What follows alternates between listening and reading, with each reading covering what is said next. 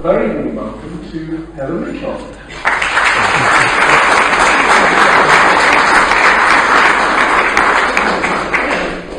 Thank you. I'm delighted to be here. Good morning. Sounds all right to me. Religion in a secular society. I suppose we could discuss a long time what secular society might be. I don't think we live in one. I'm not so sure such a place could ever exist. I would also like to say from the outset that I do think RE should be taught. But that is not because I'm a religious believer, at least not in any conventional sense. I don't attend church. I'm not a member of any particular church, although I do rather like going to sacred spaces and see what people are doing, because I am very interested in why some people seem to experience the world religiously. I don't like the word religion in terms of some kind of transcendent reality beyond the material world. It may sound a little bit airy-fairy, but for some people there seems to be, or they would claim, there is an innate religious consciousness, if you like. Religion has been a universal phenomenon in every place, throughout the planet, and at every time. I remember when I was an undergraduate and I was studying history, as well as theology, I was amazed to hear that the Neanderthals buried their dead with grave goods. Why did they do that? They might have been burying them, even then they could have walked away. They were presumably nomadic people. They didn't need to bury them with artifacts. And it puzzled me. I suppose it maybe this idea of some innate sense or consciousness beyond the material world. But if you are a convinced atheist, I suppose you might say that they were deluded, or you might say that in much more recent times, in times we live in now, people are conditioned by a religious upbringing, indoctrinated, if you like, by a religious upbringing. Or maybe they just fear extinction. It's a bit odd because we know the world existed before we existed, and we know it will exist afterwards. But some people can seem terribly tied up in their rugged little egos that the world isn't going to be possible without me. We know rationally it's not true.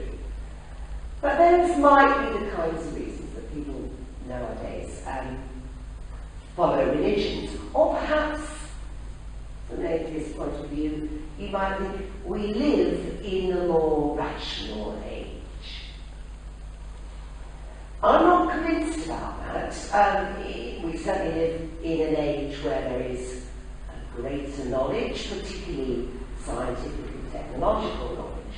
But reason, in terms of human reason addressed to the problems of the world, is ancient.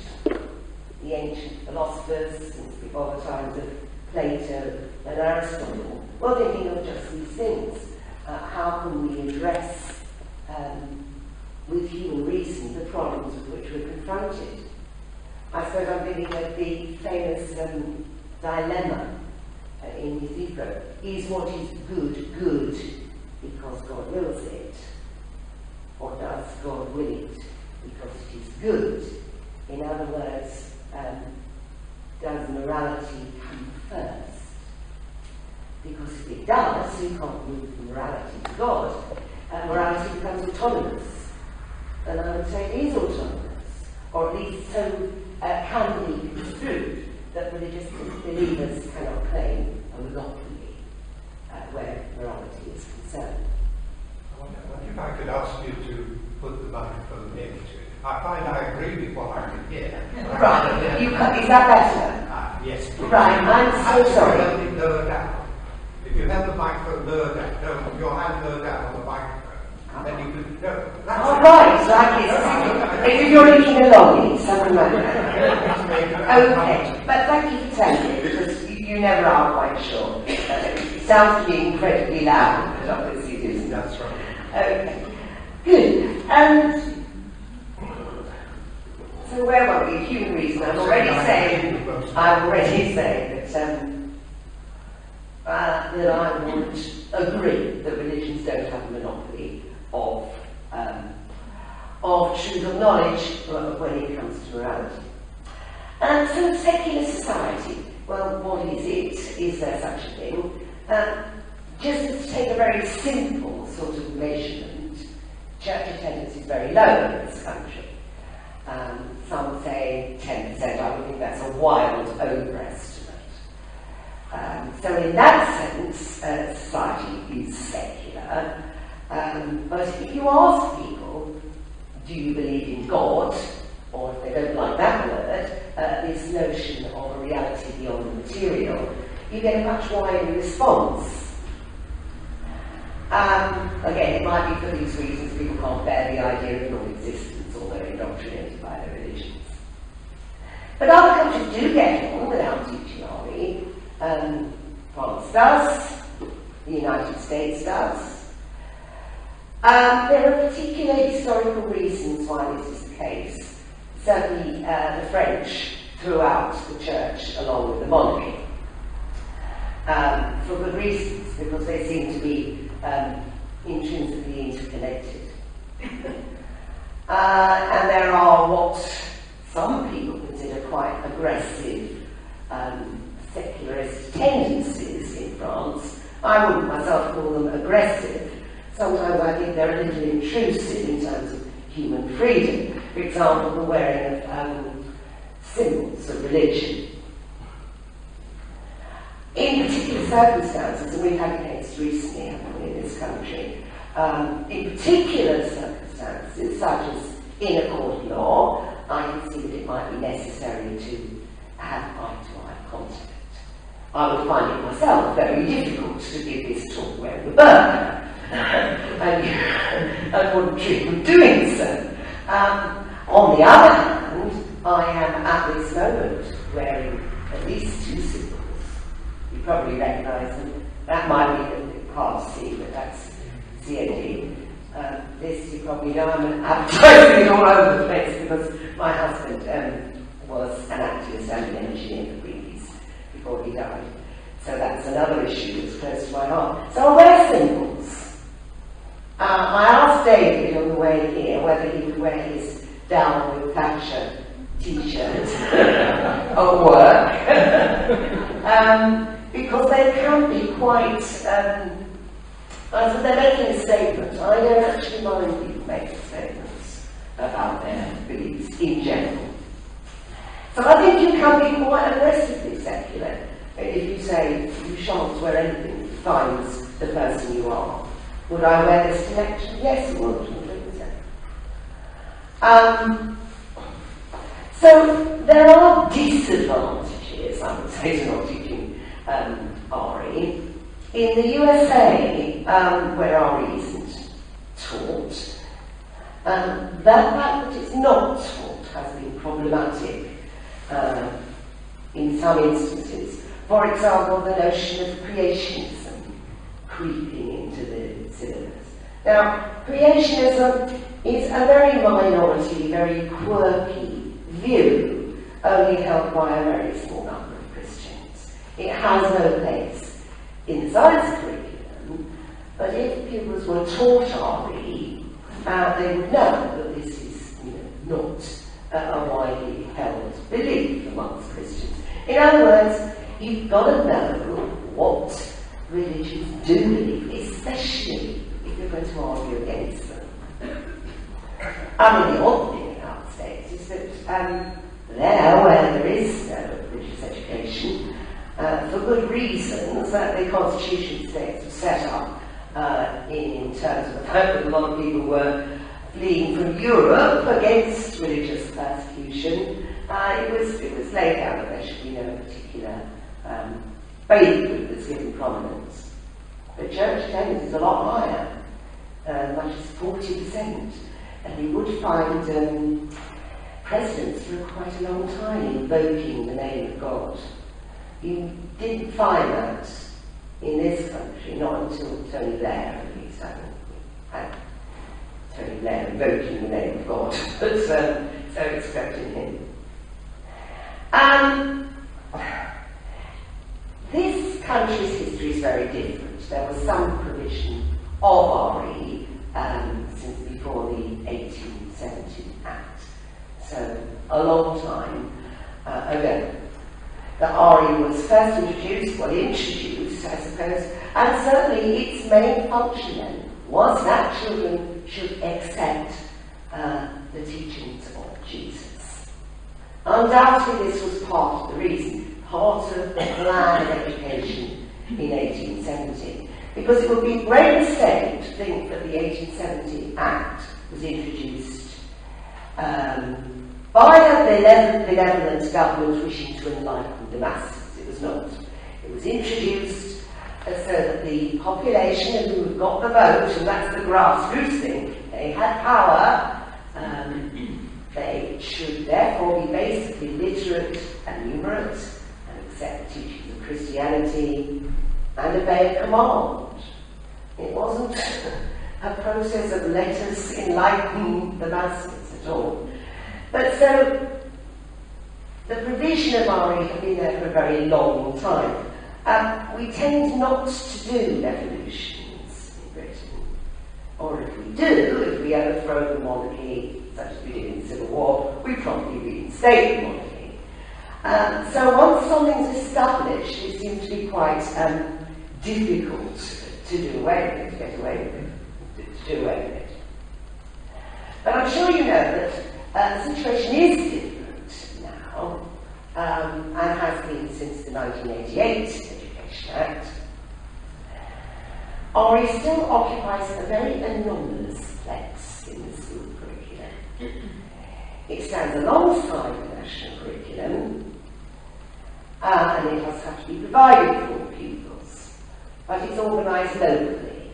Every local authority has a standing advisory council for religious education, and although locally agreed cinema differ, they in the main say the same kind of thing, that the main religion taught should be Christianity as representing the historical background or the beliefs of most, or very flimsy grounds to be honest, but that other religions should be taught as well. The principle other world faiths should be taught. The anomaly now is in the fact that parents can withdraw their children. In my experience, very few do, and my experience is mostly in teaching in multi-faith schools in West London. And I have to say that it is minority Christian groups, Plymouth Brethren, Jehovah's Witnesses, that tend to exclude. Muslims don't, Sikhs don't, Hindus don't, in the main. The other anomaly is that teachers can withdraw on grounds of conscience. Again, my experience is that they don't, because that's going to upset their colleagues, it's going to be a nuisance for the school, but they teach in a very half-hearted and tokenistic way, and in a way which shows a misunderstanding of the 88 Education Act. Because actually, it is laid down very clearly that the role of the RE teacher is one of an educator. He or she is there to teach about religions and what it might be to be a member of a faith group, but not in any sense to proselytize, to impose one's own beliefs or lack of beliefs on children. In other words, it's an open inquiry. I used to say to students when I was teaching my RE bit at the university, you could teach about the Aztecs. You might have to teach about the Aztecs. history curriculum, you're not an Aztec. You clearly cannot be. That doesn't mean that you can't inform yourself and teach in an objective way. And in the same way, you can sort of teach about Sikhism or Buddhism or Hinduism. There is an awful lot to get to grips with, admittedly. But as I say, it's a question of disseminating information in, I suppose, an accurate and hopefully fairly positive way, but not a case of imposing beliefs.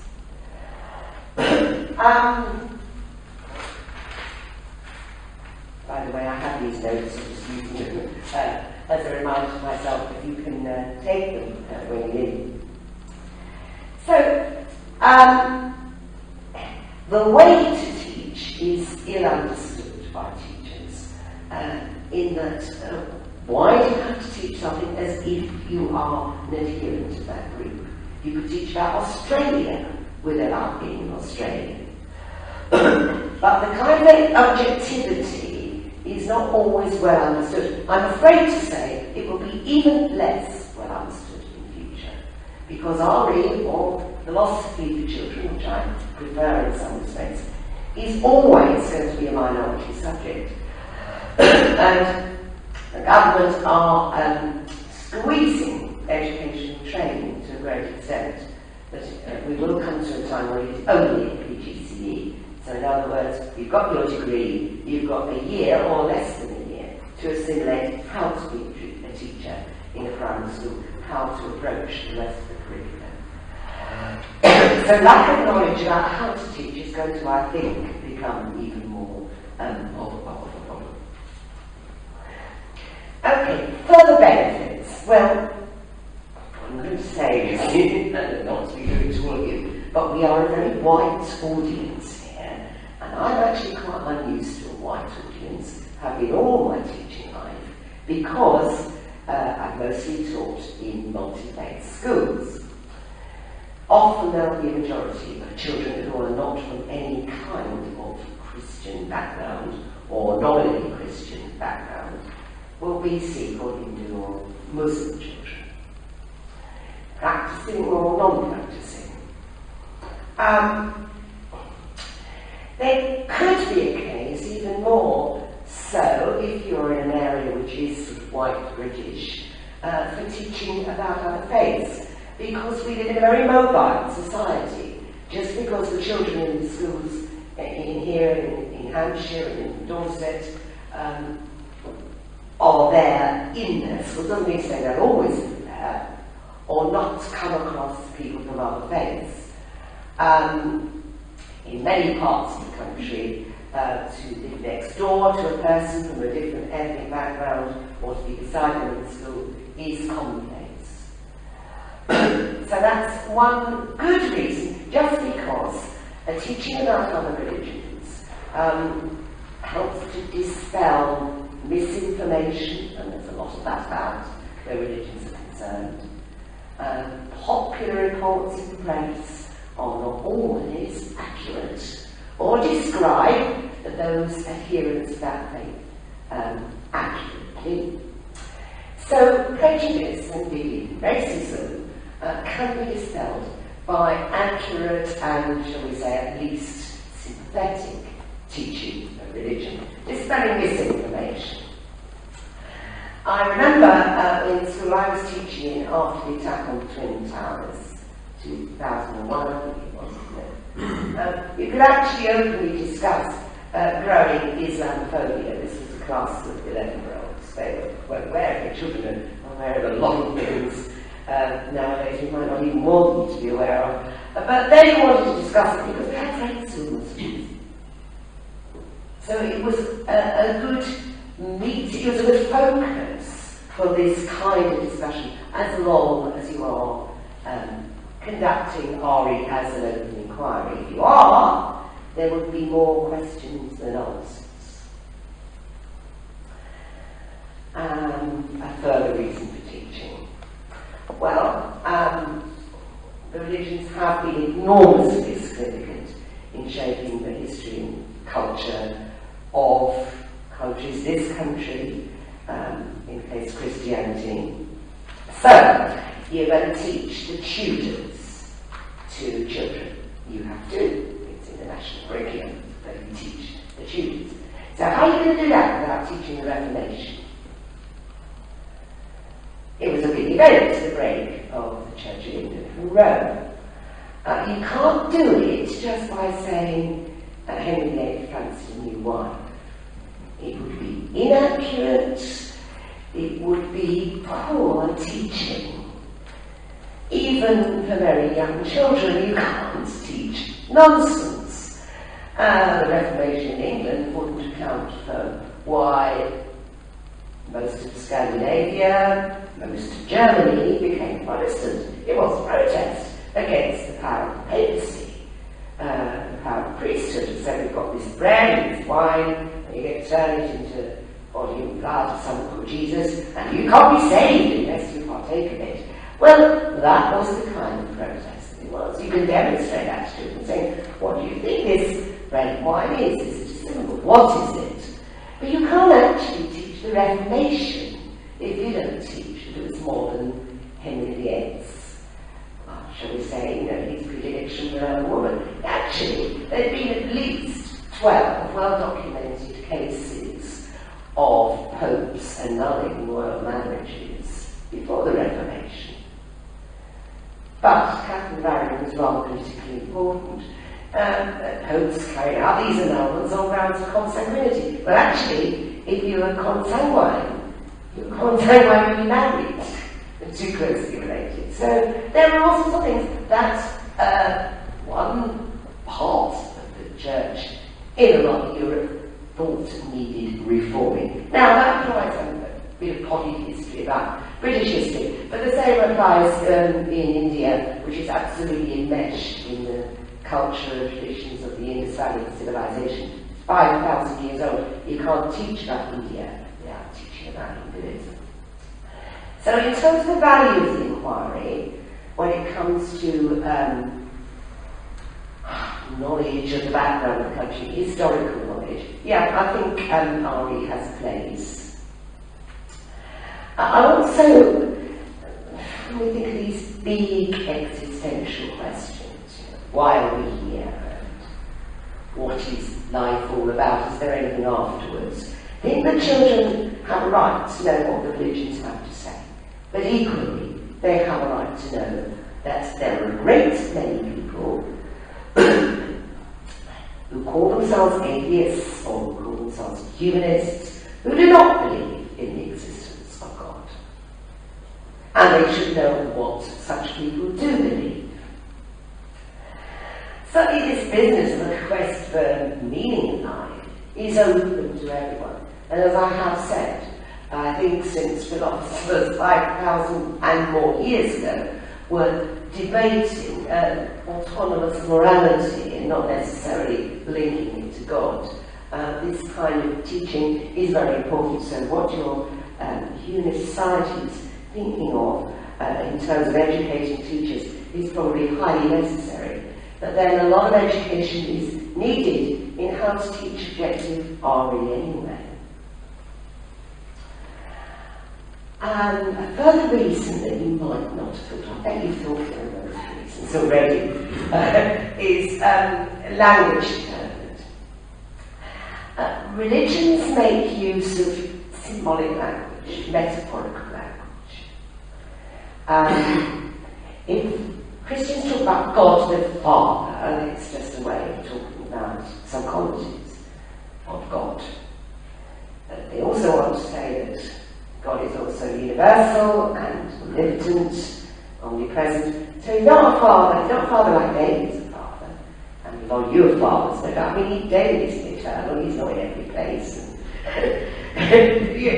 So, in fact, that kind of thing is Christian metaphor, Christian myth, if you like. Now, that wouldn't be acceptable to all Christians, it would to some, of course. It's a way of saying something that is not a literal usage of language. Children understand symbolic language. There's a book, I read it my grandson and many children.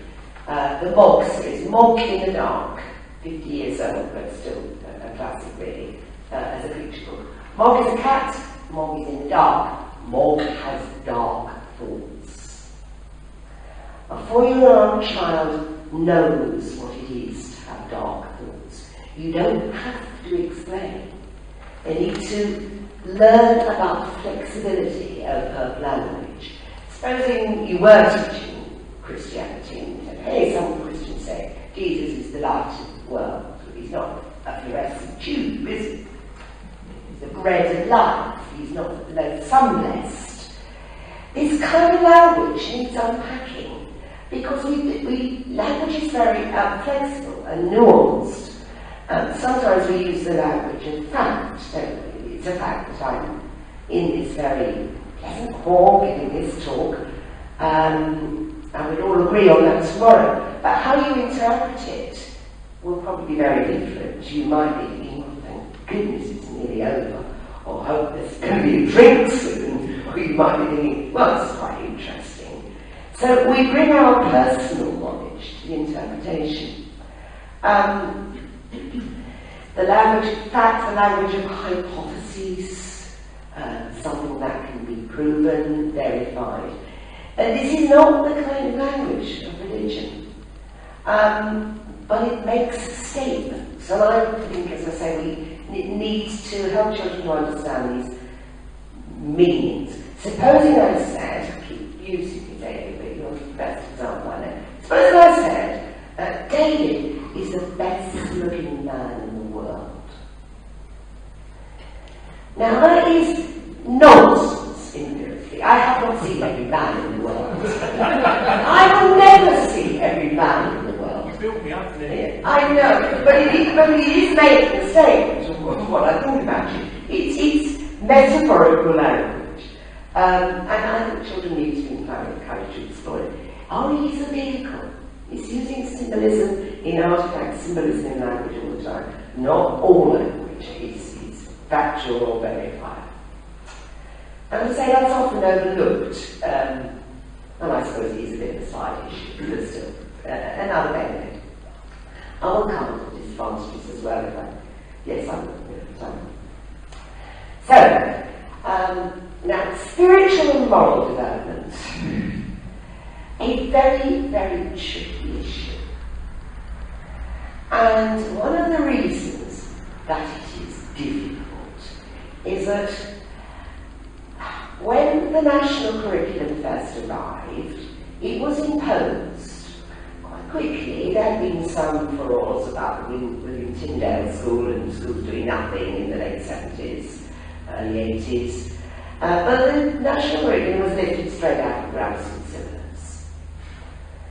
It did not have stated aims, which is a bit odd in a way.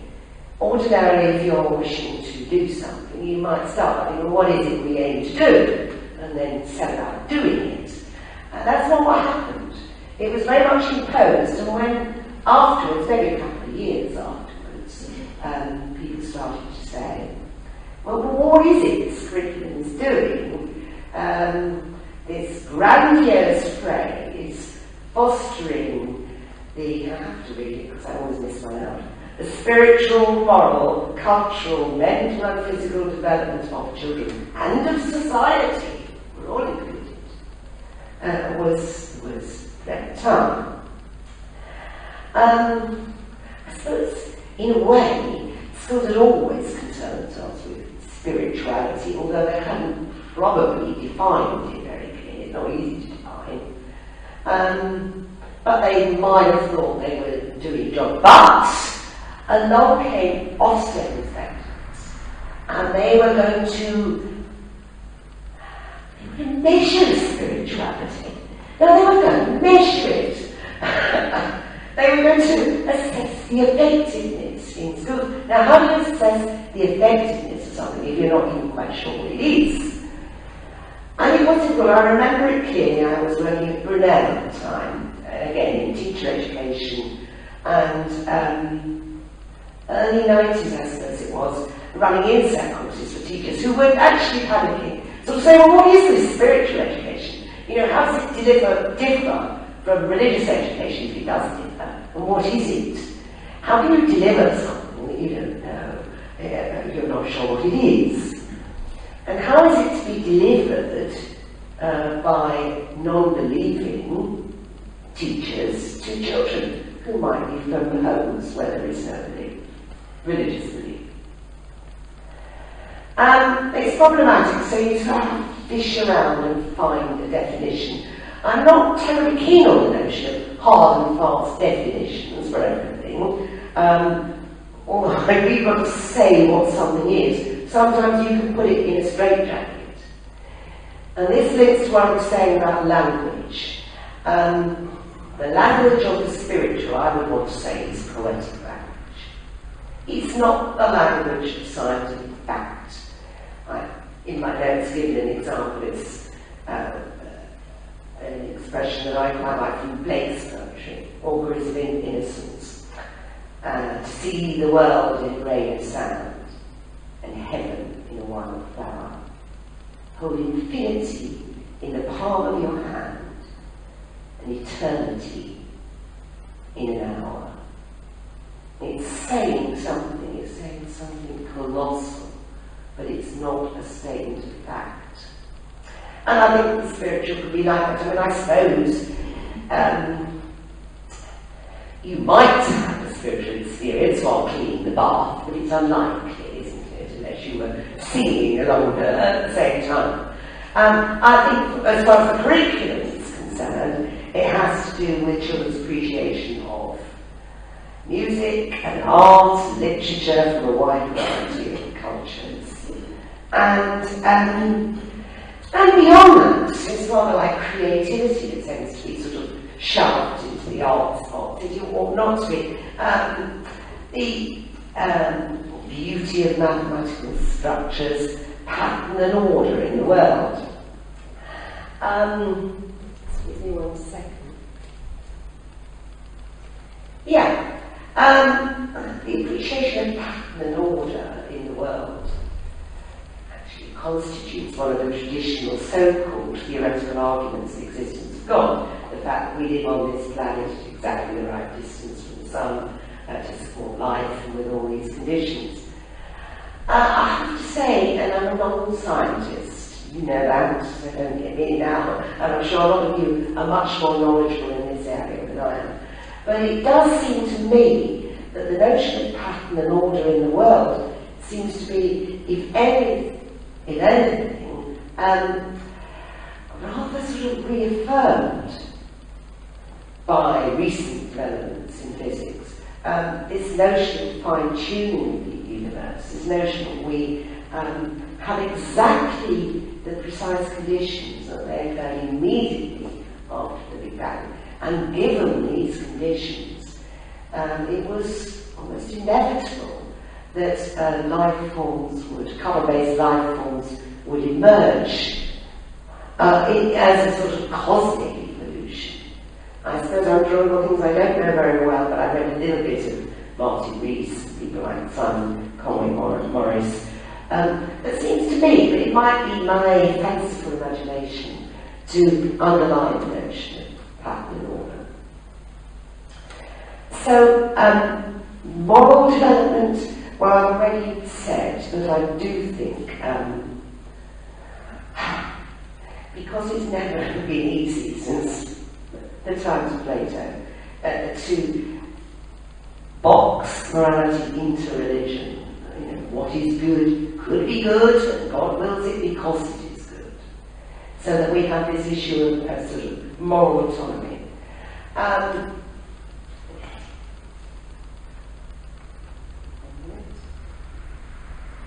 Yeah.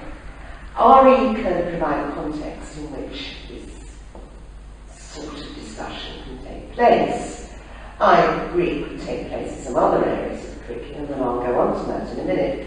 But certainly in RE lessons, I've had interesting discussions with children over many years. I'm old enough to have been teaching a class of 11-year-olds when that child, James Bulger, 2-year-old, was killed. I think it was John Benowitz, because he was rearrested many years later. And a peer of his And I remember saying to the class, do you think those boys knew what they were doing was wrong? And I didn't just say it to the class, do you think? Because I knew they'd all do this. They'd sort of go, say, yes or no. So I asked them to write down on a piece of paper, yes or no. Did they know what they were doing was wrong? Every single child would say yes. They knew it was wrong. That was not quite what I, well, anyway, 30 children of a huge variety of backgrounds. Some religious, some not religious, some Sikh, some Hindu, some without particularly good homes in terms of parental care, as far as we could judge. But still they all knew that, and it gave us to have a very long conversation about whether everyone was morally responsible. What about people who are very severely mentally disabled? Are they morally responsible? And it led on to a discussion I put in my notes, you'll see at the end. And we all ended up not exactly talking about the philosophy of Immanuel Kant, but we came pretty close to it. Just as a brief, very brief synopsis. And Kant thought the theoretical arguments of existence of God were quite inconclusive. The design arguments, the ontological arguments, thought they were inconclusive, and they are. And he thought the fact of moral knowledge could be a presupposition of the existence of God. He was thinking of this Platonic idea of the status of morality. But in his work, the status of morality is entirely clear, I don't think, in that arguably morality can be seen as autonomous.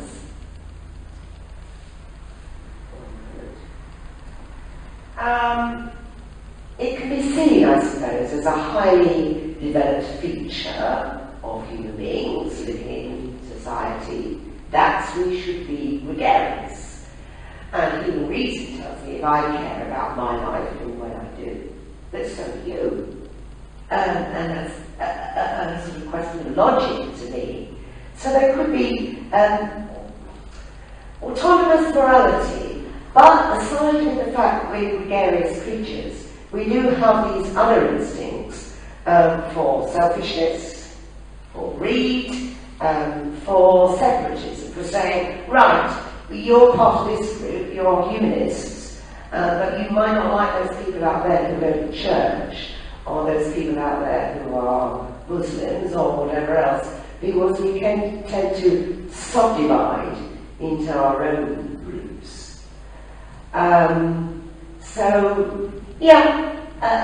The teaching of morality, I suppose, would be part of what you'd want to do as humanists, and part of what people want to do, I suppose, as religious believers or total atheists. It's going to cut across. Religion has a part to play, but it's part of the wider of all the curriculum, if you like. Having said that, I suppose the counter-arguments, and there are counter-arguments, I'm trying to deal with this moral issue, so yes, not the monopoly of the religions. Other areas of curriculum, PSHE, could provide moral education. Sometimes called PSHA, personal, social, health, and moral education. And I suppose it could and should, but it falls into the same trap, talking about spiritual, cultural, mental, physical. Let's, encapsulate everything together. It tends to be very, very wishy-washy. I ask students what they remember about their PSHME, well, they remembered the health bit, which is the sex education, that they remembered. What else did they remember? No bullying. Bullying is bad. Bullying is bad. Why? Why is it bad? Because we have instances all around us of the powerful subjugating those who have no power, of the strong dominating those who are weak, So why not fully? It's got to be a bit deeper than just PSHME, or else you could really kind of lift it up philosophically. So I would be quite happy if something called religious and philosophical education was taught in school. You can teach philosophy. I mean, I've taught, as I say, I've taught the Big Bang, I've had an accident, I've taught all kinds of things, I've still walking on some things. And say, well, you know, does this seem like an accident? Let's sort of discuss, from a language base point of view, what we mean by an accident, discuss how far language often falls short of what we want to express. So yes, I think you could manage, but you'd have to put far more rigour, academic rigour, into your PSHME. And more rigour should be put into an awful lot of things, mind you. The other thing, and most of it's in this book, which I would recommend, Rethinking the School Curriculum, or if you're really anti-religion, is Religion Irrational. It's another good one. I'll put notes of their details later. But